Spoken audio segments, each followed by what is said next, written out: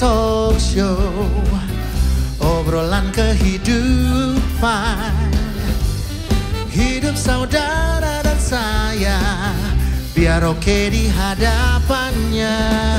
Kebenaran firman Tuhan dan tentang kehidupan, semuanya ada di Oke Talk Show. Selamat datang di Oke Talk Show, obrolan kehidupan yang didasari kebenaran firman Tuhan. Malam hari ini kita akan sama-sama membahas satu topik, yaitu ada kuasa dalam nama Tuhan Yesus. Dan tentu saja sudah bersama-sama dengan saya di studio ada Pendeta Randy Chuang. Selamat malam Pak Pendeta. Selamat malam Bu Viana. Selamat malam juga Pak Agus dan Pak Henry. Selamat datang. Sebelum kita akan sama-sama membahas untuk topik ini, saya ingin mengajak kita untuk sama-sama berdoa. Mari kita berdoa. Terima kasih Tuhan untuk waktu, untuk kesempatan yang Kau anugerahkan bagi kami. Sama-sama kami akan belajar lagi, berdiskusi, dan biarlah ya Tuhan episode kali ini itu boleh menjadi berkat bagi setiap kami, itu boleh meneguhkan iman kami kepada Tuhan, karena hanya Engkaulah satu-satunya pribadi yang berkuasa atas hidup kami. Terima kasih Tuhan Yesus, ini doa kami di dalam nama-Mu ya Tuhan kami berdoa. Amin. Amin. Pak Pendeta Randy, seperti tadi yang saya katakan bahwa malam hari ini topik kita ada kuasa dalam nama Tuhan Yesus. Nah tentu saja saya pribadi dan setiap kita percaya bahwa memang Dialah pribadi yang kuasanya mengatasi, yang sanggup untuk mengalahkan yang lain-lainnya. Nah tapi seperti yang saya katakan bahwa ada yang lain-lainnya nih Pak gitu ya. Kuasa kegelapan, kuasa si jahat, si iblis itu. Dan sebagian orang-orang itu kemudian masih percaya gitu ya, yang kadang mungkin juga percaya nggak percaya, tapi dia eksis, ada gitu. Nah bagaimana dari sudut pandang firman Tuhan, sudut pandang kekristenan melihat dan menyikapi hal ini? Mungkin Pak Pendeta Randy bisa jelaskan. Oke, baik. Terima kasih Bu Viana, Pak Henry, dan Pak Agus, dan juga para pemirsa pada malam hari ini. Waktu kita berbicara tentang ada kuasa dalam nama Tuhan, saya percaya bahwa itu sudah pasti 100% kita yakini. Tapi ada orang-orang yang juga berpikir untuk menenangkan dirinya dan berkata tidak ada yang namanya kuasa gelap. Ya, Alkitab tidak pernah berbohong. Firman Tuhan mengatakan kebenaran kepada kita. Jelas tentu di dalam dunia ini ada dua kerajaan yang jelas. Itu kerajaan terang dan kerajaan gelap. Yang namanya kerajaan gelap, kuasa gelap itu tentu ada. Kita bicara tentang hal ini. Jadi kita tidak bisa menyangkal lalu kemudian berkata ya sudah nggak ada deh, itu mah bohong dan sebagainya. Dan kalau kita seperti itu maka kita tidak lagi hidup di dalam alert. Maksudnya kewaspadaan, tentu dengan berjaga-jaga. Itu sebabnya kita perlu sadar bahwa dalam hidup kita adalah sebuah hidup, sebuah perjuangan, ya, sebuah pertempuran yang kita harus sadari akan hal ini. Nah itu sebabnya maka kenapa kalau kita lihat misalnya Paulus menulis surat kepada jemaat di Efesus pun, ya, dengan jelas sekali dibicara mulai dari anugerah. Untuk bicara tentang anugerah, lalu bagaimana justru anugerah yang kita terima harus kita hidupi dengan baik, dengan penuh tanggung jawab. Maka kenapa di dalam Efesus pasal 5 pun dikatakan hari-hari ini jahat dibicarakannya, kuasai dirimu, ya, tebuslah waktumu, redeem your time, ya. Karena di sini kita melihat lalu kemudian dilanjutkan pasal yang ke-6, akhirnya hendaklah kamu kuat di dalam Tuhan. Kenapa? Karena dia berkata bahwa karena perjuangan kita ini bukan melawan darah dan daging. Itu jelas sekali statementnya. Tetapi melawan pemerintah-pemerintah, melawan penguasa-penguasa, melawan penghulu-penghulu dunia yang gelap ini, melawan roh-roh jahat di udara. Jadi di sini berbicara jelas, di underline, ya, dikatakan bahwa hidup perjuangan kita itu bukan lawan darah daging, tapi melawan penguasa-penguasa, penghulu-penghulu dunia yang gelap ini, melawan roh-roh jahat di udara. Itu sebabnya kita perlu dulu pertama sadar dan kita mengetahui bahwa ada, dan kita perlu untuk hidup menyikapinya dengan benar, dengan alert, menyiapkan diri dalam pertempuran hidup ini ya, karena kita juga diberikan kuasa oleh Tuhan untuk hal ini. Nah, itu yang perlu kita sadari ketika kita berbicara dulu tentang ada kuasa dalam nama Tuhan. Kalau kita tidak pernah sadar dan kita menyangkali hal itu, kita tidak pernah siap untuk hal itu. Begitu Bu Viana. Ya, mungkin Pak Randy, saya ada sedikit pertanyaan. Tadi kan dijelaskan bahwa dunia ini ada kerajaan terang dan ada kerajaan gelap. Nah, kalau misalnya tadi sesuai dengan kita punya tema adalah ada kuasa dalam nama Tuhan Yesus. Kalau misalnya kuasa nama Tuhan Yesus itu di atas segala-galanya, kenapa Alkitab sering juga menyebutkan itu ada kuasa gelap dan ada kerajaan gelap dan kerajaan terang? Artinya kalau nama Tuhan Yesus di atas segala-galanya kan berarti kan nggak ada kerajaan gelap. Ya. Jadi kalau kita melihat di sini bahwa justru di sini menunjukkan bahwa kuasa Allah di atas segalanya, karena di sini ada sebuah perbandingan ya, satu comparison yang kita melihat. Ya, tentu bukan untuk tanding-tandingan seperti itu, karena kalau kita melihat tentu dari pihak lawan itu pasti ingin berusaha untuk membujuk, untuk berusaha pertama dengan menarik kita ya, supaya kemudian kita masuk kepada kelompoknya gitu ya. Lalu kemudian kalau tidak berhasil mungkin dengan kekuatannya, force-nya untuk kemudian menguasai kita dan sebagainya. Itu yang kalau kita lihat dilakukan ya. Bahkan waktu sangat menarik kalau kita melihat peristiwa keluaran, orang Mesir itu, orang Israel, Yahudi keluar dari Mesir kalau kita melihat. Dan disitulah bagaimana ketika Tuhan memberikan tulah, lalu kemudian kalau kita lihat bahwa ahli-ahli sihir di sana pun ingin menunjukkan sebuah force yang luar biasa, ingin menunjukkan bahwa mereka punya kekuatan, tapi at the end kan kita melihat bahwa kuasa Tuhan yang menang, karena bahwa Tuhan sendiri adalah di atas segala-galanya kan ya. Dia adalah King of King and Lord of Lord gitu. Tuhan di atas segala ilah. Tapi tentu kuasa-kuasa ini tidak pernah berhenti. Dan tentu ini tidak terlepas dari kalau kita bicara tentang iblis itu sendiri. Kalau kita lihat di dalam pemahaman teologi yang kita pahami adalah malaikat yang memberontak melawan kepada Tuhan, lalu kemudian dibuang, hanya jatuh seperti begitu. Itu sebabnya dia berusaha untuk melakukan sebuah perlawanan gitu. Nah, cuman di dalam kacamata iman kita, kalau kita tidak betul-betul meyakini dan betul-betul percaya kepada Tuhan ya sepenuhnya, maka kita bisa saja dimanipulasi dan bahkan kita bisa dikuasai seperti begitu. Jadi penting kita sekali lagi, bukan saya katakan bahwa Tuhan mengatakan kalau misalnya kita tidak menyembah dia tidak menjadi Allah, dia tetap Allah gitu. Cuma memang bagaimana dalam proses perjalanan iman kita bisa mempercayai dia sepenuhnya, itu yang penting sekali gitu. Tadi saya cukup menarik, tadi kan dikatakan bahwa kalau kita sebagai orang yang percaya kepada Tuhan, kita kan tidak, ya intinya kita tidak takut dengan kuasa gelap itu. Tapi kalau begitu, artinya kenapa masih banyak orang Kristen yang diganggu oleh kuasa gelap?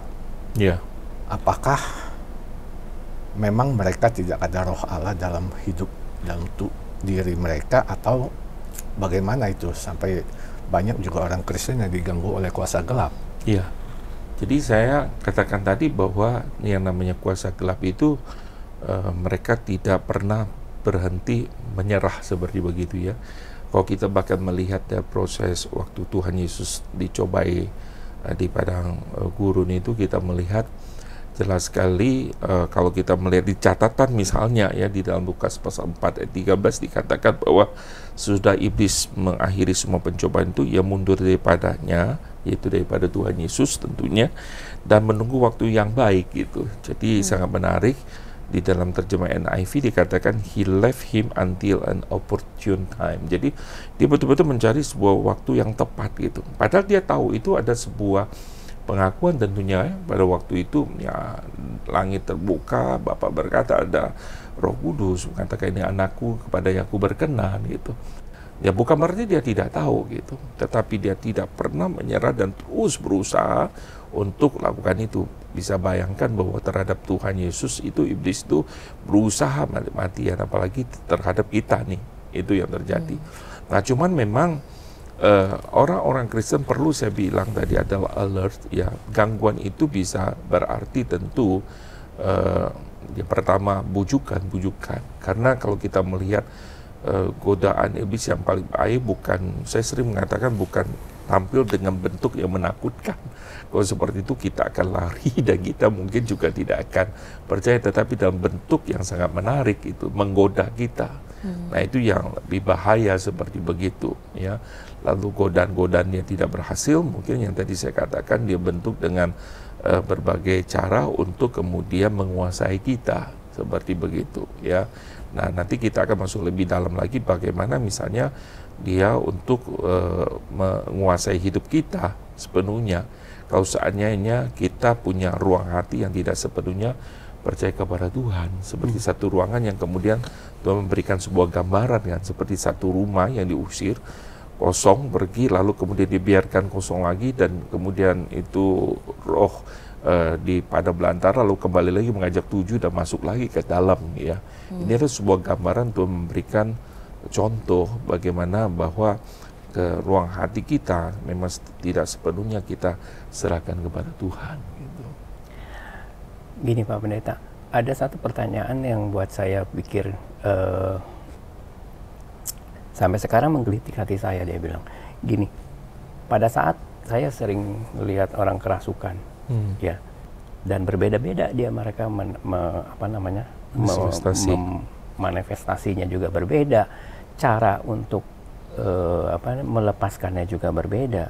Bahkan tema kita kan seperti ada kuasa dalam nama Tuhan Yesus. Ya begini, yang jadi pertanyaan adalah gini loh, sampai sebatas mana sih orang Kristen menggunakan atau mempercayai kalau dia sedang dihadapi untuk mengusir roh jahat itu dalam seseorang, kemungkinan ya di orang Muslim ataupun sampai jadi orang Kristen sendiri. Itu yang jadi pertanyaannya gitu. Orang Kristen berani nggak begitu? Ya, saya pikir bahwa ini satu mulai dengan sebuah pemahamannya, seperti Alkitab katakan misalnya dalam 1 Yohanes pasal 4 dikatakan roh yang ada dalam diri kita lebih besar daripada roh yang ada di dalam dunia. Ini berbicara tentang roh itu dalam R besar, roh itu bicara tentang roh Allah tentunya, dan roh dalam dunia itu R yang kecil. Kalau kita melihat di dalam terjemahan itu sangat tepat sekali ya, sesuai dengan bahasa aslinya. Ini ingin memberitahukan kepada kita bahwa memang ada roh-roh yang ada dalam dunia ini yang tidak bertekuk lutut, yang tidak mengakui, tentunya yang tidak mau menyembah Tuhan Yesus, yang berusaha justru attract kita. Tapi jangan kita takut karena roh di dalam diri kita lebih besar. Tentu mereka bisa saja memberikan berbagai bentuk ya, tentu manifestasi yang membuat kita goyah, kita takut dan kita khawatir. Tetapi keyakinan kita bahwa kita percaya bahwa tubuh kita adalah bait Roh Kudus di mana Roh Allah tinggal di dalamnya, itu yang kemudian memberikan kita sebuah keyakinan. Pertama, pemahaman ini dulu. Yang kedua, kalau kita tahu pemahaman ini, maka Tuhan berkata bahwa Tuhan memberikan kuasa itu kepada kita. Karena di dalam nama Tuhan Yesus itu nama yang berkuasa. Itu sebabnya penting sekali kita memakai ya di dalam nama Tuhan, itu atas nama Tuhan. Karena waktu kita mengusir misalnya kuasa-kuasa kegelapan adalah bukan karena hebatnya iman saya, enggak. Tapi kita mengusir di dalam nama Tuhan, atas nama Tuhan. Waktu kita bicara di dalam nama Tuhan atau atas nama Tuhan, on behalf, kan berarti dalam nama Tuhan kita Yesus Kristus. Karena di dalam nama Yesus adalah nama yang berkuasa. Yaitu sanggup untuk mengusir kuasa-kuasa kegelapan. Itu terjadi.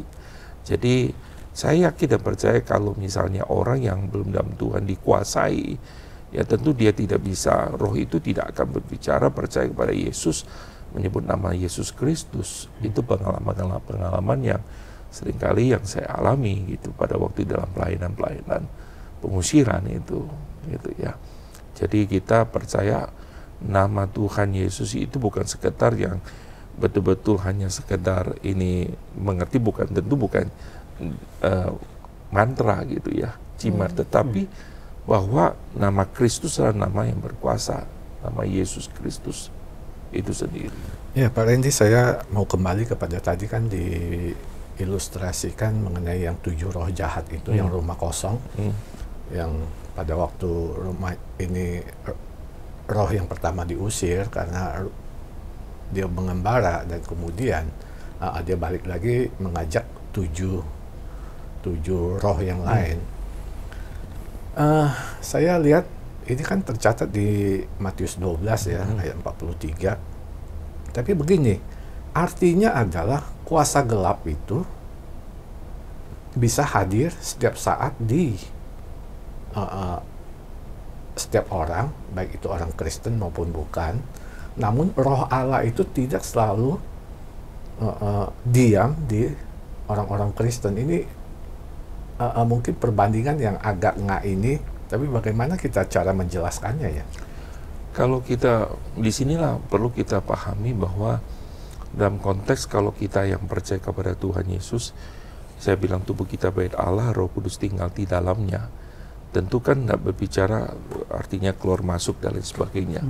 Dan waktu kita melihat namanya kepenuhan roh, kan orang sering mengatakan roh Allah masuk, roh Allah keluar, roh Allah masuk, keluar. Bukan seperti itu, tapi roh Allah itu tinggal di dalam diri kita. Cuman apakah kita membiarkan Tuhan bekerja secara leluasa dalam diri kita atau tidak. Nah, di dalam konteks yang tadi kita melihat, tentu orang ini, misalnya ada orang, saya pernah alami, orang yang belum percaya kita usir keluar, tetapi kemudian saya pergi dan sebagainya, tapi dia tidak sungguh-sungguh lagi buka hati terima Yesus sebagai Tuhan Juru Selamat, ya. Lalu kemudian kejadian lagi timbul seperti itu karena dia belum sungguh-sungguh percaya.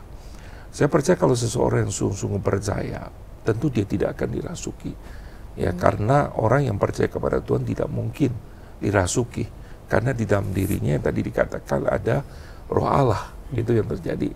Ya, ini lepas dari tadi saya berbicara tentang kepenuhan roh yang orang jangan salah tangkap bahwa Roh Kudus keluar masuk dalam diri orang. Tapi apakah kita membiarkan Roh Kudus itu bekerja secara luas dalam diri kita, ya? Jadi Alkitab dia berkata waktu kita saat teduh Roh Kudus di dalam, enggak saat teduh Roh Kudus keluar. Seperti itu kan kadang ada pengajaran-pengajaran seperti itu yang diajarkan di dalam gereja, ya. Jadi bukan seperti itu. Tapi orang itu kalau dia sudah terima Yesus sebagai Tuhan Juru Selamatnya, tentu ada Roh Allah di dalam dirinya itu sendiri. Nah, kalau yang tadi digambarkan adalah karena kosong, dia tidak percaya seperti begitu, ya, sehingga masuk lagi dan itu akan merusak dirinya sendiri. Dan itu penting kita sadari. Saya percaya bahwa orang yang sudah di dalam Tuhan tidak mungkin dirasuki, tetapi bisa diganggu, ya, bisa diganggu, tetapi tidak bisa dikuasai. Itu kalau kita melihat banyak sekali contoh di dalam Alkitab maupun di dalam kehidupan sehari-hari dalam pelayanan yang kita temui seperti begitu, Pak Henry. Mungkin kita agak bergeser sedikit. Iya. Kan kita banyak, kalau kita berbicara mengenai kuasa gelap, kita banyak nonton di film-film, misalnya film-film yang mengenai hantu segala macam. Dan memang di situ kan biasanya juga ada pengusiran hantu itu. Tapi kenapa pada umumnya tuh yang mengusir ini pakai salib? Apakah nama Tuhan Yesus nggak cukup, harus ditambah dengan salib, atau bagaimana itu? Iya, makanya kadang ada orang coba berpikir memakai berbagai ornamen-ornamen Kristen, dan lalu dipikir bahwa dengan ornamen Kristen itu kemudian setan menjadi takut, seperti begitu, ya. Saya berpikir bahwa ya iblis nggak pernah takut akan seperti itu, bahkan ketika kita hafal ayat-ayat Alkitab pun bukan berarti kemudian iblis takut dengan kita. Ya, apa kurangnya kalau kita melihat Tuhan kita Yesus Kristus kok dia coba dekati gitu, ya. Ya memang kalau kita melihat dia gemetar nggak gemetar, ya, tapi kan kalau kita lihat dalam Yakobus dia katakan ya bukan dia tidak tahu, ya, dia tahu gitu loh. Bahkan iblis itu gemetar, tapi masalahnya kan dia tidak tunduk, tidak taat. Itu yang terjadi kan. Kalau kita melihat Yakobus menulis tentang kalau imanmu seperti ini, berarti imanmu sama juga, ya. Iblis juga seperti itu. Itu sesuatu yang sangat keras yang ditegur oleh Rasul Yakobus kepada orang-orang percaya pada saat itu. Tapi kalau kita melihat gini, ada orang yang berkata, wah tidur saya taruh Alkitab lah. Lalu kemudian taruh di rumahnya harus dipasang banyak salib dan sebagainya, sehingga kemudian setan-setan itu kemudian menjadi takut dan tidak berani gitu. Saya pikir bahwa setan bukan takut terhadap ornamen Kristen, ya. Kita taruh misalnya minyak urapan, ya. Kita taruh misalnya kemudian perjamuan kudus, kita taruh salib, dan sebagainya. Setan akan lari dan akan terbakar dan takut dan sebagainya, disirami dan sebagainya. Saya pikir tidak seperti itu, ya, karena itu kita dibohongi, ya. Jadi senangnya akhirnya kita jatuh kepada apa? Itu kita jatuh pada suatu ekstrim penyembahan kepada ornamen-ornamen Kristen. Jadi sebenarnya hanya bajunya aja yang berbeda, tetapi kemudian isinya adalah penyembahan kepada kuasa-kuasa kegelapan gitu. Jadi hati-hati kita untuk melakukan seperti begitu. Tentu kita percaya iman kita tentu simbol-simbol itu penting, tetapi iman kita sekali lagi tidak pada simbolnya itu sendiri, kepada Tuhannya gitu. Kalau kemudian kita pakai salib lalu kemudian iblisnya lari, saya pikir dia tertawa lalu dibilang, ya kasihan dia lu, kamu dibohongi seperti begitu kan, ya. Itu yang terjadi. Justru iblis akan gemetar dan takut ketika kita hidup menjalani kebenaran firman Tuhan. Justru, ya, kita mendekatkan diri kepada Tuhan, bukan lagi bicara bahwa kita tuh hafal ayat-ayat dan luar biasa, ya, dengan berbagai karunia yang luar biasa iblis akan gemetar. Enggak kok seperti itu. Jadi tapi kita punya kuasa Tuhan kasih dalam nama Tuhan. Waktu kita bilang dalam nama Tuhan, atas nama Tuhan, tentu bicara dalam hidup kita pun memang betul-betul kita on behalf, betul nggak? Kita hidup atas nama Tuhan, hidupi sesuai, cocok dengan apa yang Tuhan ajarkan, ya. Kan memang di Alkitab ada contoh juga kan, anak-anak Skewa itu waktu usir itu dibilang, kamu siapa? Kalau dalam nama Tuhan ini aku kenal orang ini, tapi ini kamu aku tidak kenal kan. Jadi itu yang terjadi kan. Bahkan ada coba berpikir, ya dengan rasul-rasul bisa nggak aku beli gitu, ya, semacam itu. Ada mantra dan lain sebagainya, mengusirkan, nggak seperti begitu. Iman kita pada Tuhan kita Yesus Kristus, begitu sih. Iya. Saya setuju kalau kita hidup di dalam Tuhan, kita bisa diganggu, kita nggak bisa dirasuk gitu.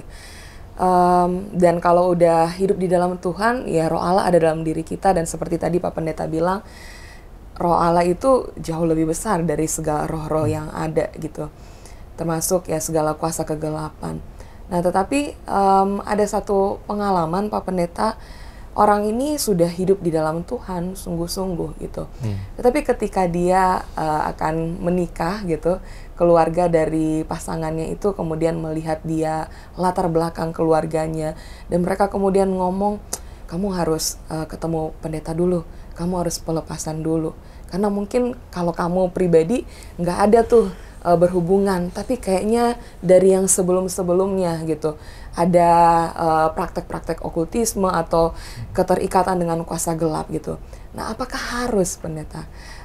Bukankah sudah cukup gitu, orang ini udah benar-benar hidup di dalam Tuhan gitu. Nah, gimana? Ini yang terjadi gitu di luar sana. Ya, yang pertama saya percaya bahwa kita harus yakin bahwa darah Kristus itu cukup, ya, untuk membersihkan kita. Itu paling penting, ya.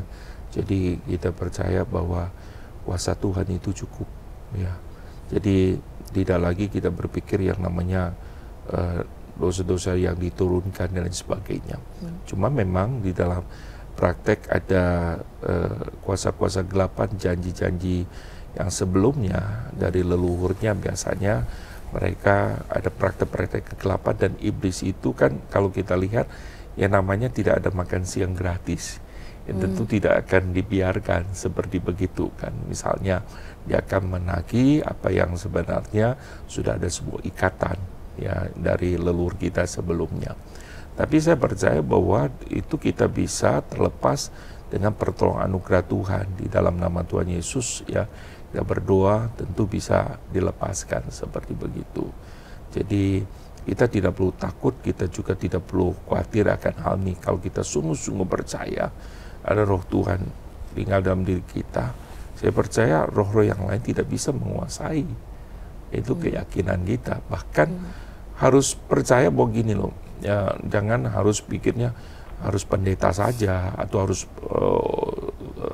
penatuannya, pendetanya lagi ya lebih senior yang bisa melakukan itu. Kita setiap orang percaya gitu loh. Yang penting betul-betul kita sudah di dalam Tuhan. Kadang kita sendiri pun tidak yakin persoalannya, karena kita pun sebenarnya jangan apakah sudah di dalam Tuhan gitu. Itu persoalannya yang terjadi. Iya, gitu. Pak Randy, ini ada satu pertanyaan yang mungkin banyak orang-orang awam juga menanyakan. Misalnya yang dari latar belakang Chinese itu kan setelah Imlek, 15 hari setelah Imlek itu kan ada hari yang namanya Cap Gome. Dan di suatu daerah tertentu itu di daerah Kalimantan Barat itu kan sering ada bukan upacara lah, apa itu arak-arakan yang istilahnya apa tuh, yang orang kerasukan yang bisa tusuk dari ini segala macam. Nah, pertanyaan saya adalah satu, bagaimana kita sebagai orang Kristen melihat hal-hal yang seperti ini? Itu pertama. Yang kedua adalah apakah kita sebagai orang Kristen ini boleh kita ke sana, kita lihat parade yang seperti ini? Kok ada yang seperti ini? Apakah kita boleh itu? Saya melihat ada orang yang kemudian berkatakan begini, oh ini budaya, kita harus ikuti. Saya percaya bahwa budaya itu harus memang dikuduskan ya oleh kebenaran firman Tuhan. Itu yang perlu kita pahami. Ya tentu Tuhan Yesus pun lahir di tengah budaya orang Yahudi. Kita tidak mengatakan bahwa ya kalau saya orang Chinese ada budaya Imlek, sejauh itu tidak bertentangan, oke. Tetapi ketika misalnya sudah masuk kepada hal yang sudah tidak lagi sesuai dengan ajaran kebenaran firman Tuhan, ya saya berpikir kenapa kita harus ikut-ikutan untuk lakukan seperti begitu, ya kita alasan dengan budaya dan sebagainya. Padahal di sini sebenarnya itu mempertontonkan dalam arti kuasa-kuasa ya yang ini luar biasa, membuat tentu paling tidak mempengaruhi dalam arti secara psikis dan di dalam kehidupan kita. Sebenarnya manusia bisa ada saat-saat kita bisa lemah dan kita perlu berjaga-jaga. Kita perlu minta anugerah Tuhan memproteksi. Kita perlu juga berpikir bahwa kalau tempat itu tidak baik, kenapa kita harus pergi seperti itu. Jadi memang hal-hal seperti ini perlu kita dengan hikmat Tuhan gitu ya. Itu keyakinan kepercayaan mereka. Oke, mungkin kita harus lebih perjelas. Kita tidak harus pergi atau kita tidak boleh pergi? Ya, saya pikir tidak pergi ya. Di firman Tuhan katakan artinya ngapain kita menonton sebuah pertunjukan yang istilahnya menghadiri tempat yang atas, walaupun alasan atas budaya. Saya melihat itu bukan karena bicara tentang budaya ya. Ini sudah bicara satu aspek yang lain. Tentu saya bicara dari kacamata Kristen seperti itu, yaitu mereka yang tidak di luar dari Kristen itu ya mereka lakukan, ya silakan saja kita menghargai dan menghormati tentunya. Tetapi ya saya tidak hadir bukan berarti saya tidak menghormati. Dia juga menghormati saya sebagai anak Tuhan yang percaya kepada Tuhan. Kita tidak percaya hal seperti begitu gitu. Jadi ada aspek yang kita harus saling juga paham akan hal ini gitu.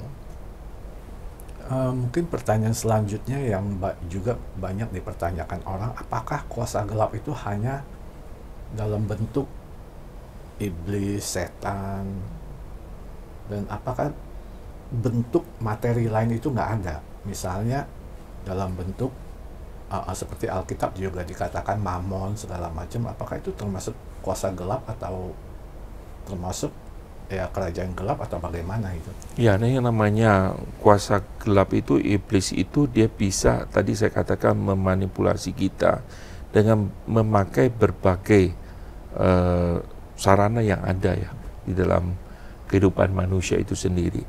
Kalau kita lihat misalnya bicara tentang uang itu suatu kan norma netral ya kalau kita lihat, tapi itu bisa dipakai kan oleh iblis ya untuk kemudian menjerat kita, untuk menguasai kita. Itu yang terjadi gitu. Bahkan ketika bicara tentang hobi-hobi kita pun bisa dipakai seperti begitu. Kadang kalau kita tidak alert akan hal ini, bahaya gitu ya. Lalu kemudian kita dikuasai, bukan lagi kita yang bisa mengontrol, tetapi kita yang dikontrol, dan itu bahaya. Akhirnya kita lari dari sebenarnya panggilan kita yang semestinya kita menyembah Tuhan, beribadah kepada Tuhan gitu. Baik, terima kasih Pendeta Randy ya. Saya pikir apa yang sudah kita bahas sudah sangat menjawab gitu ya pertanyaan-pertanyaan dari setiap kita yang mungkin juga bisa mewakili pertanyaan dari pemirsa yang menyaksikan Oke Talk Show malam hari ini. Terima kasih juga untuk Pak Henry dan Pak Agus yang sudah hadir. Kita akan menutup episode ini. Saya minta kesediaan Pak Henry untuk menutup dalam doa. Oke, kita bersama-sama kita masuk dalam doa. Tuhan Yesus Kristus, Tuhan dan Juru Selamat hidup kami bersyukur, kami berterima kasih jika pada saat ini kita boleh berbincang-bincang mengenai kuasa gelap yang tentu di dalam setiap kita harus ada roh Tuhan yang hidup di dalam kita, maka kita tidak usah khawatir dengan segala hal yang berhubungan dengan kuasa gelap tersebut. Dan biar kiranya apa yang kami bicarakan ini boleh menjadi berkat baik bagi kami semua yang ada di sini maupun bagi para pemirsa yang ada di rumah. Terima kasih Tuhan, di dalam nama Tuhan Yesus Kristus kami telah berdoa dan mengucap syukur. Amin. Amin. Terima kasih. Saudara, dengan demikian berakhir sudah episode Oke Talk Show untuk malam hari ini, dan sampai ketemu lagi di Oke Talk Show episode berikutnya. Tuhan memberkati. Oke Talk Show, obrolan kehidupan, hidup saudara dan saya, biar oke di hadapannya. Kebenaran firman Tuhan dan tentang kehidupan, semuanya ada di Oke Talk Show.